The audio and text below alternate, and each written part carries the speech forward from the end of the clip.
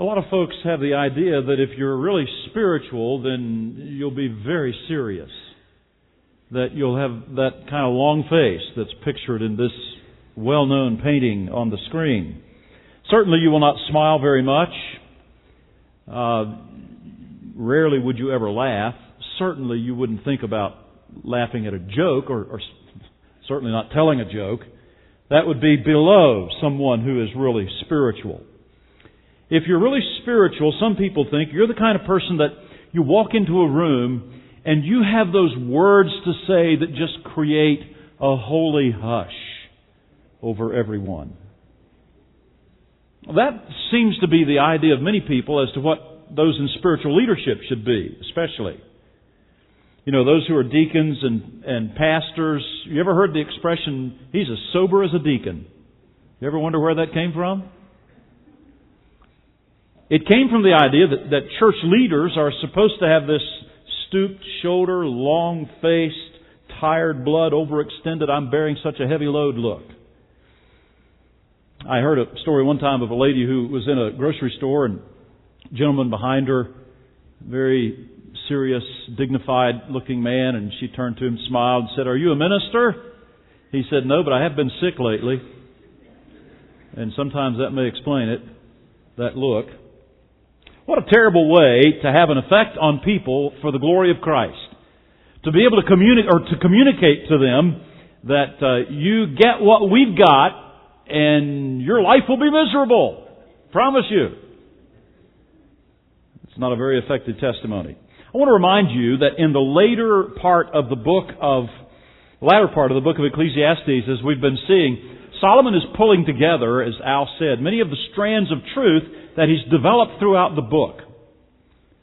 He has told us that life is to be lived primarily on the basis of a relationship with God. And we know this side of the cross, that comes through a relationship with Jesus Christ as our Savior. And then understanding that God has a perfect plan and purpose for everything that happens in life and learning to see life from His perspective, Solomon then draws all of that together and says, okay, here is how you should live life. You should live life, first of all, by being joyful. We saw that in chapter 9. Be joyful. See all of life as a gift from God, a good gift to be enjoyed thoroughly. Find joy in the blessing of the good life that God has given you. And then he says we should live by being enthusiastic. He says, whatever your hand finds to do it with all your might. You only have one opportunity at this day, this week, this month, this life. You only have one opportunity at that, he says. And so grab whatever God puts in front of you each day and live with enthusiasm. And then he says, live with involvement. Be involved in life.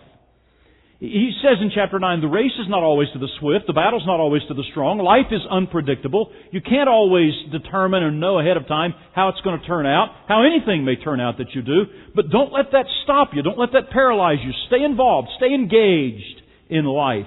And God will bring good things and reward and blessing your way if you stay faithful and committed and involved in life. So live by being involved, he says. And then he says, be realistic. As you live this way, there will be people who do not understand or appreciate your efforts or the way you're living or what you do for Christ. And so even your wisdom may not be appreciated sometimes. And he says, don't let that stop you. It's still right to live for Christ and to live with wisdom. And so stay realistic about others' appreciation of your efforts. And then he says, live with wisdom. There should be the absence of folly and a calmness and a caution and a discipline and a discernment that speaks of wisdom in your life. And then we saw last week, he says, live with boldness. Be willing to cast your bread upon the waters. Be willing to take some risks in faith. Be willing to step out even when you cannot be assured that everything is going to work out right. Be willing to take some of those risks in faith. Then this morning, in chapter 11 of Ecclesiastes, verses 7 through 10, we come to kind of a repeat principle. Once again, Solomon will say, be joyful. We've already seen that in chapter 9, and so it might seem kind of strange that Solomon would take one of these and repeat it.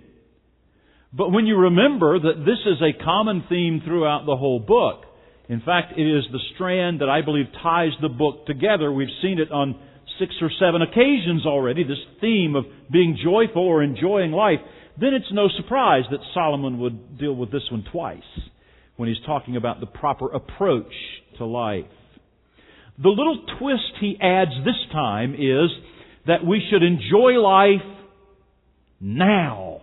We should not be waiting for something to come around the corner that will give us joy or make us happy in life. We should enjoy life now. And so, since God wants us to enjoy life, Solomon in this passage gives us 6 imperatives for a joyful lifestyle. 6 commands, 6 things we must do. These are imperatives for a joyful lifestyle. Let's look at them this morning. Ecclesiastes chapter 11, we pick it up in verse 7. The first imperative for a joyful lifestyle is this: develop a positive outlook. Look at verse 7. Light is sweet, and it pleases the eyes to see the sun. Now we all recognize the truth of this, the joy that a sunrise brings, or the sun breaking out from the clouds, or a beautiful, sparkling, sunny day that comes on the heels of a string of gray, overcast days. We all enjoy that. We all enjoy seeing the sun. But Solomon uses this blessing of nature to describe more than just enjoying sunsets and sunrises and sunny days. That's not really his point. His point is to use that terminology as a word picture for an approach to life. And here's why I believe he's talking more about just the blessing of seeing the sun. He's talking about an approach to life. Often in the Old Testament, the word light is used in parallelism with joy or life. Real life or joy is described in terms of light. Look at a couple of examples. Job chapter 3 and verse 20 on the screen. Why is light given to those in misery and life to the bitter of soul? Now, this is good Hebrew poetry. Good Hebrew poetry doesn't rhyme, but it is parallel in structure. And there are usually 2 parts to a verse or to a thought, and those parts sometimes contrast one another. The second one sometimes completes the first, or sometimes they are really parallel in the sense that they say the same thing in different words. This is a good example of that one. So, light is equivalent to life. Those in misery is equivalent to those bitter of soul. So he's saying the same thing, but he's saying it in 2 different ways. So, light is used for life. Joyful life.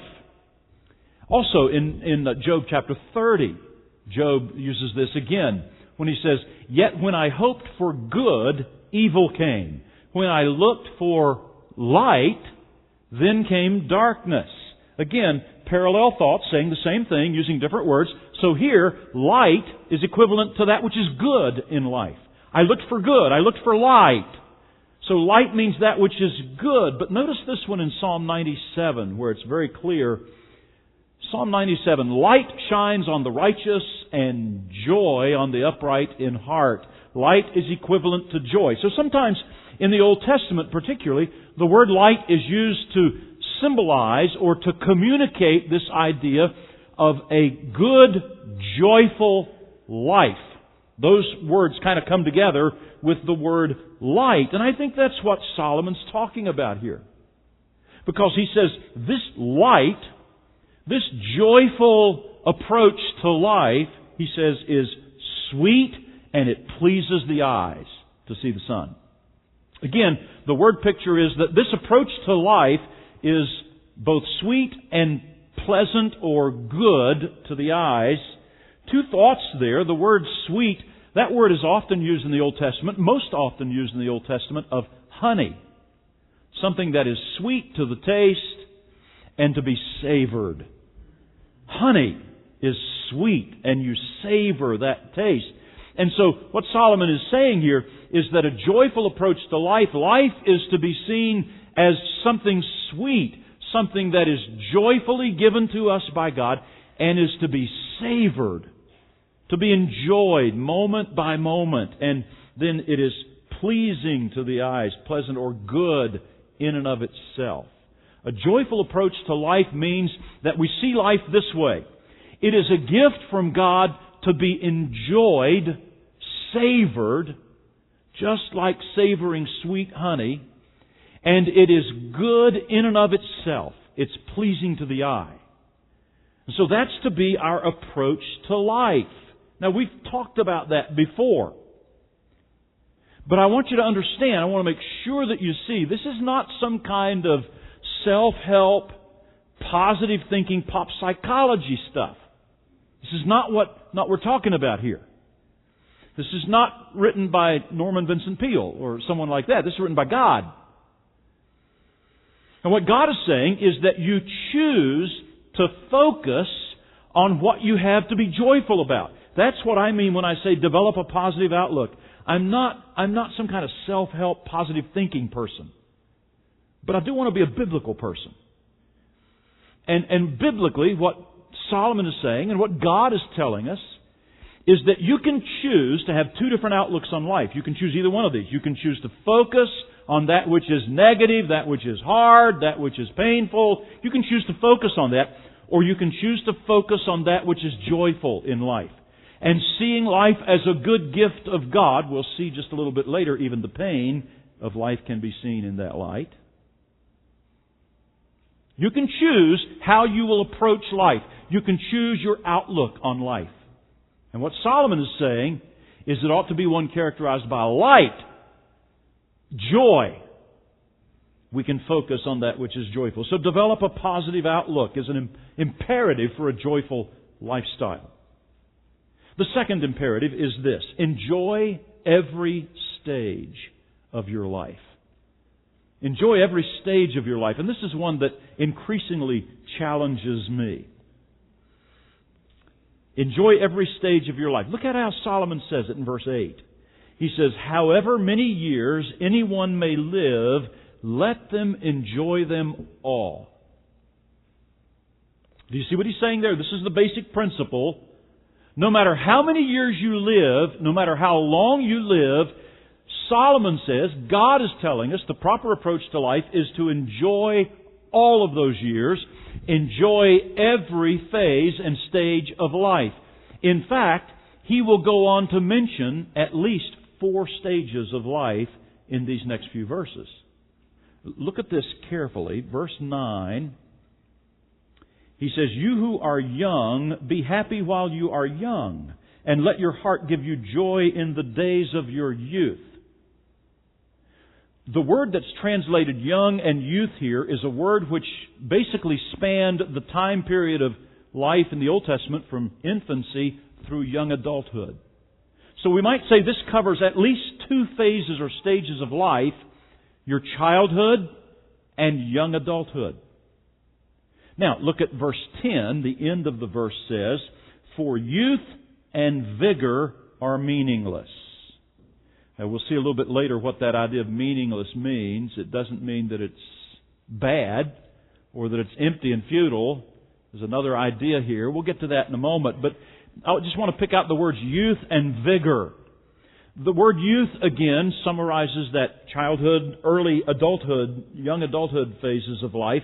But the word vigor really is a word which communicates the prime of life. You're not a young adult anymore, but you're really in the prime of your life. It's middle age. But then he talks about the fact that these are meaningless. We'll see later that means they are fleeting. They pass quickly. And so implied in that comment is old age as well. And so Solomon really is painting a picture for us, and he will develop the old age one as he goes on into chapter 12. We'll see that next time. But he's really developing for us here 4 different stages of life: childhood, young adulthood, the prime of life, and old age. And what he's saying, basically, foundationally, in verse 8, is no matter what stage of life you're in, no matter how many years you may live, enjoy them all. Enjoy them all. In other words, enjoy them as you pass through them. Don't wait thinking that joy comes around the corner in the next phase of your life. Enjoy it now. So let me say this. To all of those who are here who are younger, and I realize the younger children are downstairs in other parts of the building, but for those of you who are younger, and I'll say this to parents as well, enjoy your childhood. And parents, let your children be children. We live in a culture today that pushes our kids to try to be adults by the time they're 10. If we don't have a superstar or a child prodigy or a brilliant Einstein on our hands by the time we're 10, we feel like we failed. As a parent, those kind of kids are rare. A little weird too, but they're rare. Sorry. Let your kids be kids. Let them be children. I recognize there is a part of parenting which stretches and trains and teaches and pulls them up, to the next level. I recognize that. I understand the whole tiger mom concept. I'm not into that. I'm not a mom, for one thing, but I'm not really into that kind of parenting. But I understand the concept of stretching your kids and helping them to learn and grow and so forth. But if your child, and it starts really young, doesn't it? If my child is not walking by the time they're a month old, something's wrong, And we got to push them and do things faster than anybody else in recorded human history. That's crazy. Let your kids be kids. Let them enjoy their childhood. Jeannie and I are at the phase of life now where our kids are grown and gone, and we miss, believe it or not, the noise in the house and the mess in the house. We miss that. Now, I know what some of you are thinking. I'll bring my kids over Tuesday night. You can have them a whole evening. I'm not offering that, but we kind of miss that. And so we love when the grandkids are over. We've got a grandkid corner in our house. It's toys. And we don't care what they do with those toys. They can throw them anywhere, put them all over the floor. After all, we get to send them home after a couple hours. So we just let them have fun. We miss those childhood years of our kids being little. Don't fly by those years without letting your kids be kids. I will never forget something that happened when Amy and Ruth, our older two, were young children. They were not yet in their teens, and this was in the middle 80s. I was pastoring in Indiana. We were living there, and Jeannie had just started work at Grace College and Seminary in the financial aid department, and I was full-time in seminary and full-time pastoring a church, and so it was a busy time of our lives. And Amy and Ruth were young. They were not yet, I don't think, 10 years old yet. At least Ruth wasn't. And it was summertime, and in the summertime when Jeannie was working, we would sometimes have a lady in our church keep the girls for a few hours by the name of Bonnie Sleester. And I remember this one day, I had a funeral that day, and I decided to take Amy and Ruth with me. I thought, real teachable moment where I can impress upon them the really deep and important lessons of life and death. And there are wonderful teachable moments like that should be seized by every parent. But I'll never forget, on this one occasion, Ruth was always a straight shooter. And she still is. She always just says it like it is. And so she looked at me and she said, "Daddy, I don't want to go. I don't like seeing dead people, and Bonnie has puppies at her house."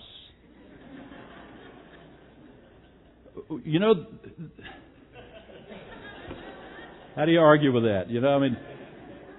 There is a time for children to learn those difficult lessons of life, and that life has stages and so forth. But you know what? There's also a time for them to play with puppies. And let them play with the puppies. Don't force them to grow up too quickly. Enjoy your childhood. And then I would say this, teenagers, enjoy your teen years. I know that they are full of painful adjustments. I know they're full of growing experiences and uncertainties and doubts. I know that. One of the reasons why I don't believe in purgatory is I went through the middle school years. I understand that. Now, I don't believe in purgatory for other reasons that are a little more theological, but that's one reason for sure. I know there are challenges. There are times of doubt and insecurity and all, but enjoy those teenage years. You only have one opportunity to live those. Enjoy those years. And parents, don't get so bent out of shape and uptight over everything. And I did my share of that too. Looking back on it now, I think I did too much of that. Enjoy those teenage years with your kids.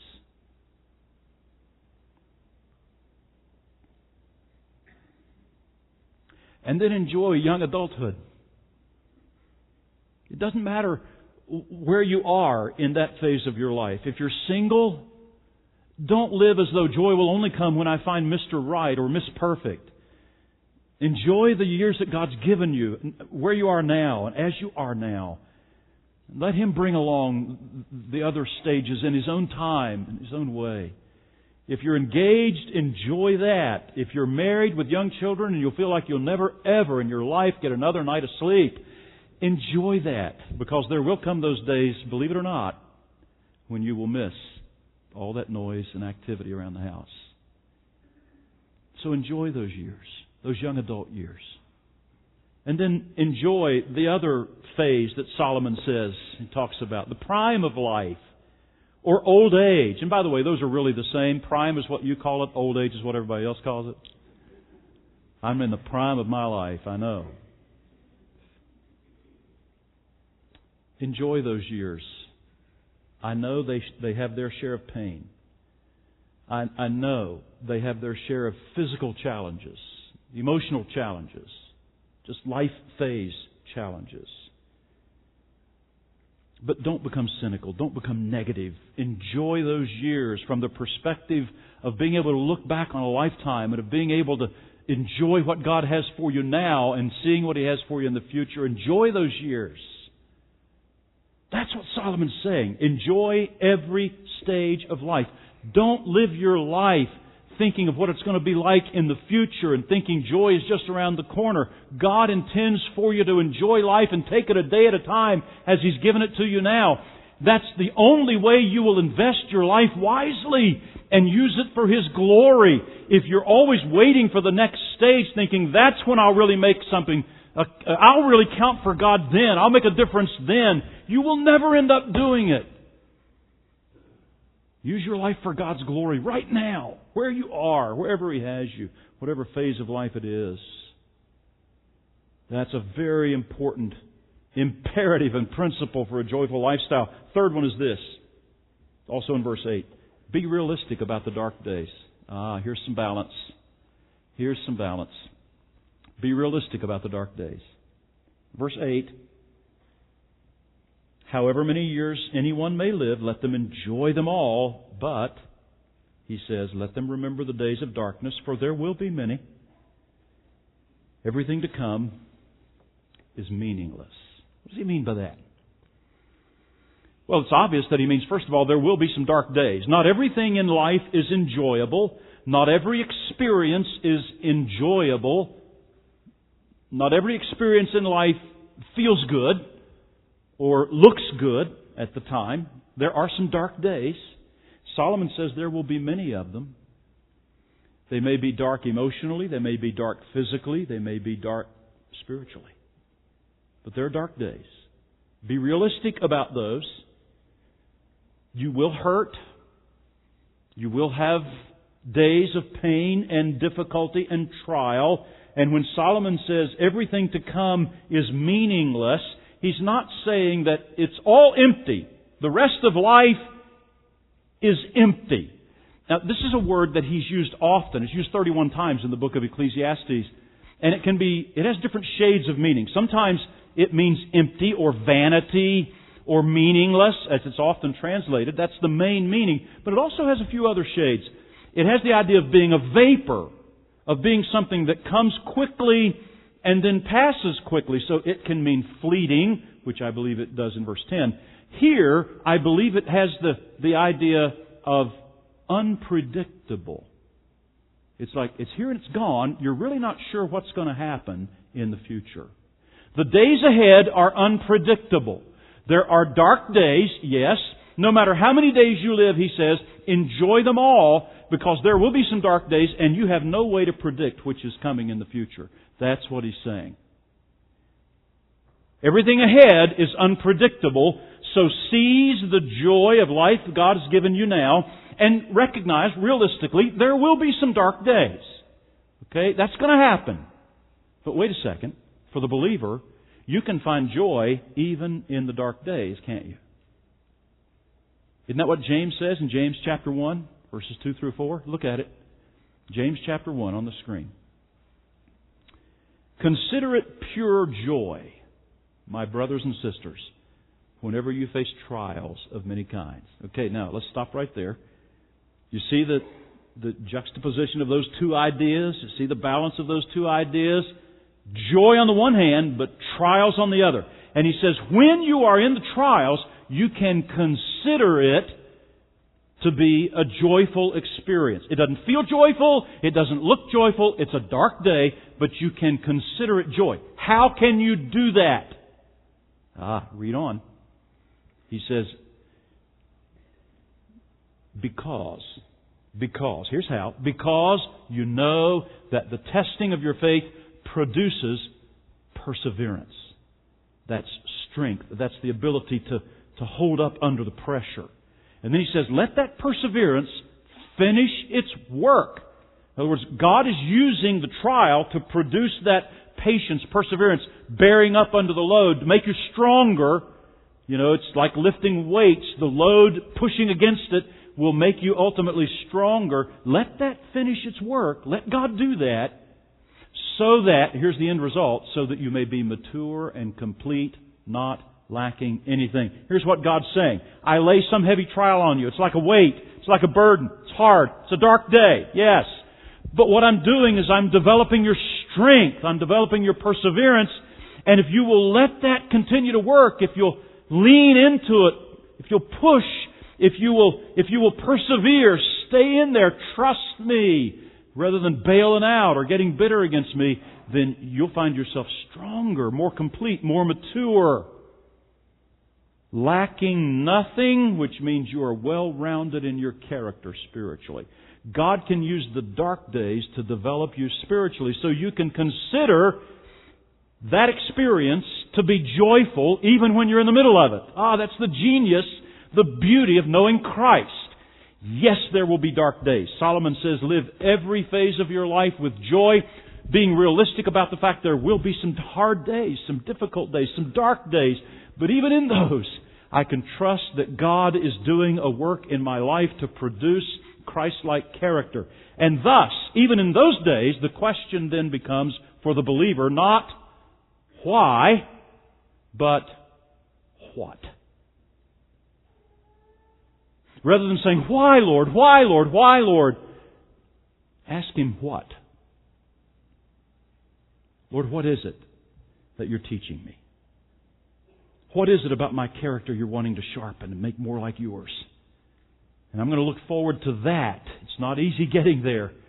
I'll admit that, Lord. But what is it you're wanting to teach me? What is it about you want me to see? The question then becomes not why, but what?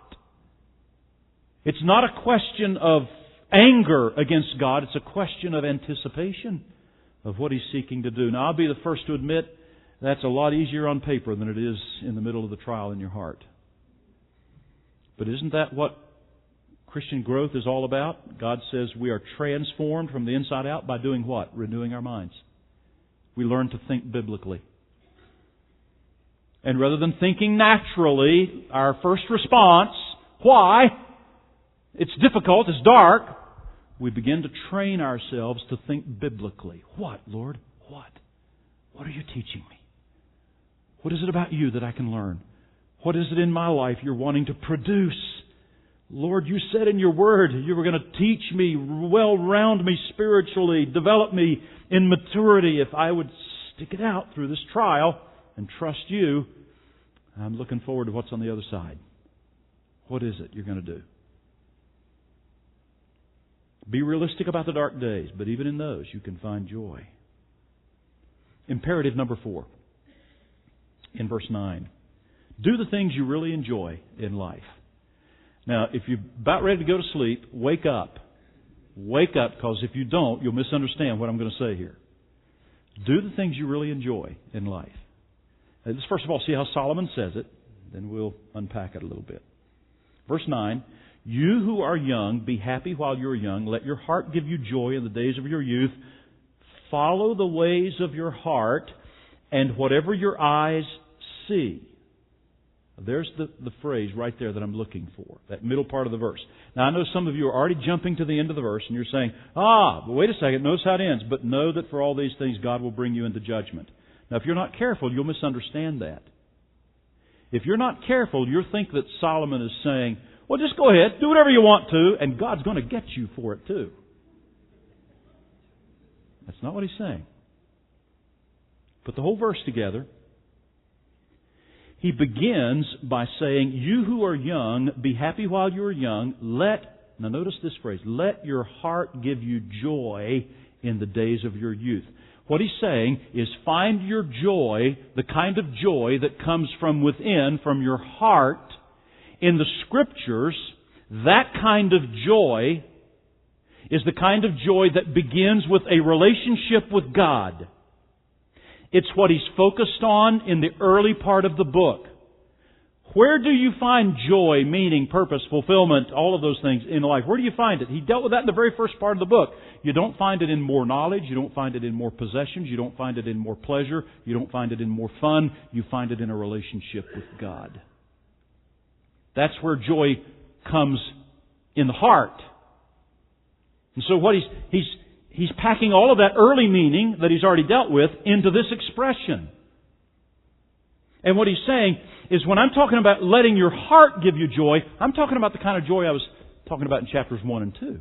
I'm talking about having a relationship with God that puts Him first in your life, that seeks to do His will, whatever He wants, whatever pleases Him. And if you're doing that, then you read the next part of the verse.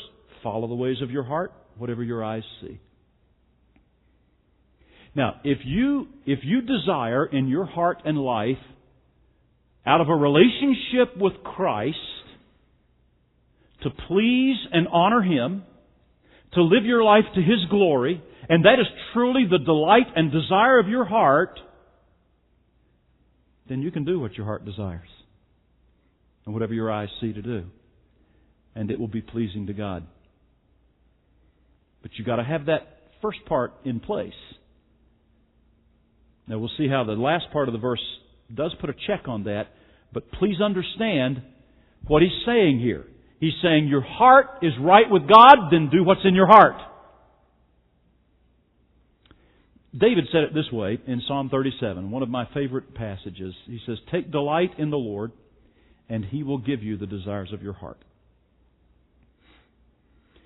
David is saying the same thing Solomon's saying. He's saying, your goal in life... Now, young people, please hear this. Your goal in life is not necessarily to find the will of God. Okay? Now, follow me. Don't lose me here, or don't let me lose you. Your goal in life is not necessarily to find the will of God. Your goal in life is to live in such a way that your heart is focused on Him, and you delight in Him, and you seek to glorify Him with your whole life. By the way, it's what John Piper talks about in not wasting your life. Your goal in life is to glorify Him. If you delight in Him, then He will give you the desires of your heart. In two ways. First of all, He will place within you desires in your heart. He'll give you, in that sense, the desires of your heart. The desires of your heart then will be those that are placed there by Him. And then He will give them to you in the sense that He will grant them. He will help them to be fulfilled. So you see, the will of God is not some mysterious purpose and plan out there that I've got to find exactly what the steps are. The will of God basically is to delight in Him, to focus upon Him. And then He places in your heart what His desires are, and He gives them to you. He fulfills them. So what is my goal? To try to read all the circumstances of life like tea leaves to figure out what God's telling me to do? No. God may use circumstances to confirm His direction in your life, but my goal is to place my delight and focus upon the Lord. And then He will circumstantially arrange things and also place within my heart what He wants me to do. I think for too many times in the past, at least when I was a kid and through Bible college and so forth, we would often kind of communicate this concept. I certainly got it in Bible college. You need to be sold out to the Lord and seeking His will. And when He asks you to do something, it's going to hurt. It's going to be miserable. It'll be the last thing you would have ever thought about doing. You would have hated it, but it'll be His will for you. and He'll give you joy and pleasure in doing it. I think that's terrible advice. I think that's unbiblical counsel. Because I think we got a bigger God than that. I think the Bible teaches God shapes us before we're ever born in our mother's womb. Read Psalm 139. And part of those unformed parts He's talking about, literally, part of it is a Hebrew expression for your personality. The way you're made on the inside. And God shapes all of that to fit exactly what He wants you to do in life. And then He brings experiences into your life to shape that and mold that and give you certain desires and heart inclinations in life. And what the Bible teaches is that if you desire to follow Him with all of your heart, then He will place in your heart the desire for what He wants you to do. And it'll be exactly what you want to do. Because it fits best with your personality, it fits best with your heart inclination, your motivation in life, and He will use all of that to direct you in the way He wants you to go. That's what the Bible teaches.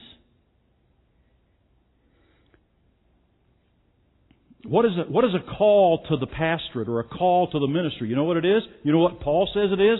1 Timothy 3:1. Look at this verse. Paul told Timothy, here is a trustworthy saying, whoever desires or aspires to be an overseer, overseer is another word for pastor, desires a noble task. And then he says, okay, let's go on to see if you're qualified. Here's the list of qualifications. But it begins with a desire.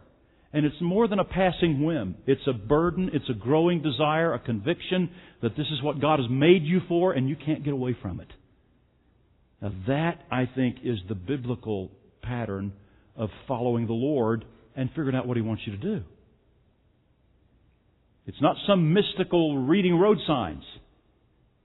It is focusing upon Him and letting Him bring to our lives who He's made us and what He's gifted us to do and the heart desires that He's placed within us.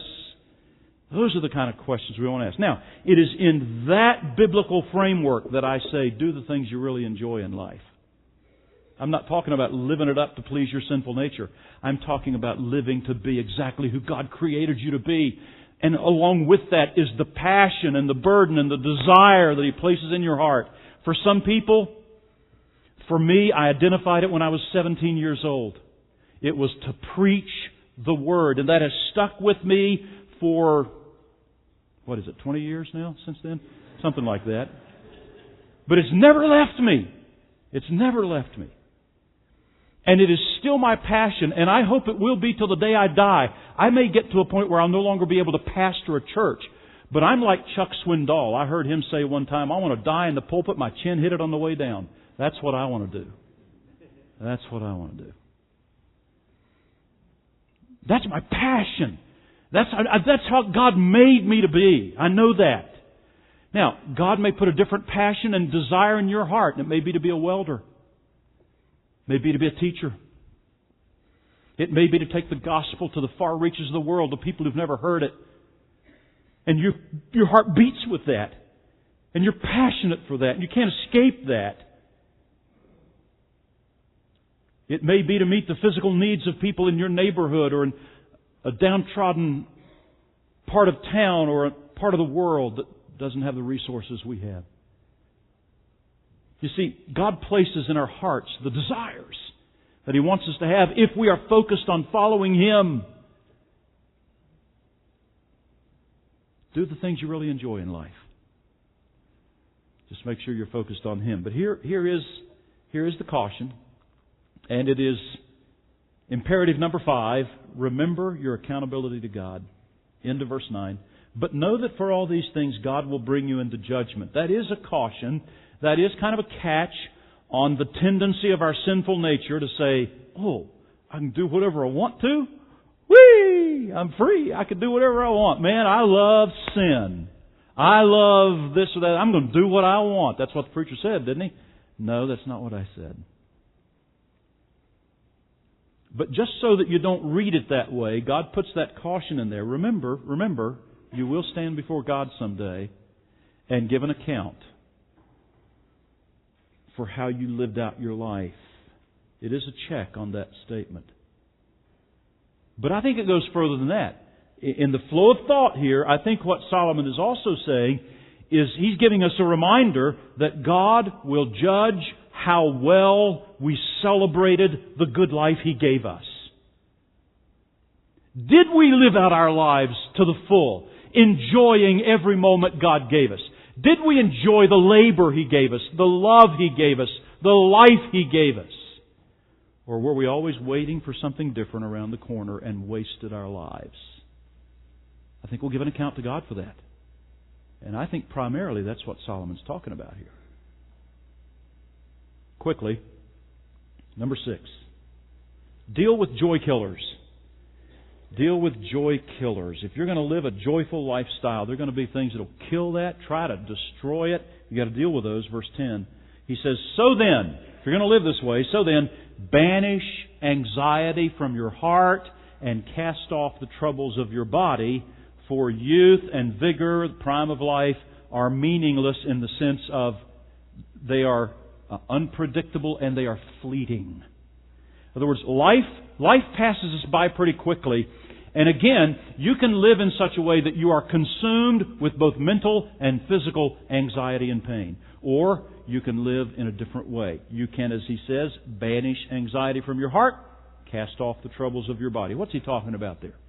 He's talking first of all about mental and then secondly about physical joy killers.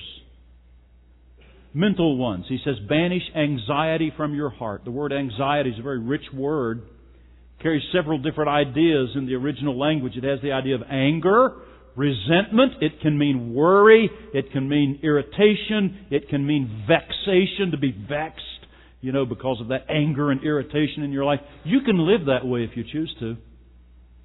You can get angry and vexed about everything that happens to you. You can be worried about everything that may or may not happen to you. You can live that way if you choose to. And you will destroy the joy of life. Solomon says, if you're going to live a joyful life, you've got to banish anxiety from your heart. Now, sometimes that gets so deep-rooted, and there are so many root causes of it, that it may take professional help. It may take you sitting down with someone that can help you dig all that stuff out and deal with it. And learn how to reprogram your thoughts. Hopefully that is a Christian counselor, because the only way character transformation takes place, I will say again, is through renewing your mind. Learning to think differently. Romans 12:2. So if you get some pop psychologist who's just feeding you a bunch of dribble, you'll never get your mind renewed. You'll never learn to think a different way. If it's someone who understands the Scriptures and what the Bible teaches about real transformation from the inside out, then you'll get some help about learning how to think differently. Learning how to identify those worrisome, vexing, angry, resentful, bitter thoughts. Learning how to identify them and reprogram your mind to be renewed to think godly thoughts. You'll get help with that. So there's mental joy killers. There are also physical joy killers. He says, cast off the troubles of your body. So you're thinking, John, I wish it were that easy. I wish it were that easy just to say, okay, I've got this terrible arthritis, cast it off. It's gone. Really? No. Not necessarily what he's saying. Two things I think he may be saying here. Number one is there are things that we do to ourselves physically that cause us pain as we get older or even in younger years. Obviously, there are some things we can put away, lifestyle choices that we can put away that bring physical harm to our bodies. Alcohol, drugs, tobacco, too much food, wrong kind of food, the unbridled expression of sexual desire, even overwork and overcommitment. Any of those things can destroy you physically. And so, obviously he's saying, cast off those things that bring physical harm. But he's also saying, focus as you grow older on joy and the blessings God has given you and how you can use whatever energy and focus you have, even with the inevitable pain of aging. And with the aging process comes inevitable physical breakdown. It's going to happen to all of us at some point. I mean, stuff's not going to work forever, right? Not here in this physical body. And so we're going to start suffering the effects of the aging process. And when that happens, to cast off the troubles of your body doesn't necessarily mean that you get rid of the pain, but the trouble that it causes you, the difficulty that it causes you, the desire to give up and quit that it may bring to your life, you can't deal with that. Here's what Solomon's saying in closing. Are you enjoying life or are you just enduring life? That would be a good question for us to go home with today. Am I enjoying life or am I enduring it? You know what it's like to endure life? It's living life waiting for things to change. That's enduring life. It's waiting until Mr. Right or Miss Perfect comes along. It's waiting until I have all that I want. It's waiting for real joy and fulfillment in life until I start a family, or until I can change my boss, or until things change at home, or until I've achieved all my goals, or until I reach a certain age. That's enduring life. Because you're always waiting for it to come around the corner to bring you joy. My friend, if you live life that way, then you will always be waiting for something to come around the corner until the day you die. You're just enduring life. Solomon says, I got a better plan. God says, I have a better plan. Enjoy life. And enjoy it now. Don't wait for what's coming around the corner. Enjoy it now. Develop a positive outlook, choosing to focus on that which God has given you now. Enjoy every stage of life. Be realistic about the dark days, but in those times, stop asking the question why. Start asking what. What do you want to teach me to round out my character, Lord? And then do the things you really enjoy in life. Focus on your relationship with God, and He'll put those desires in your heart. Remember your accountability to God. And deal with the joy killers, both mentally and physically. And you know what? You won't be enduring life, you'll be enjoying life as God intended you to. Let's pray.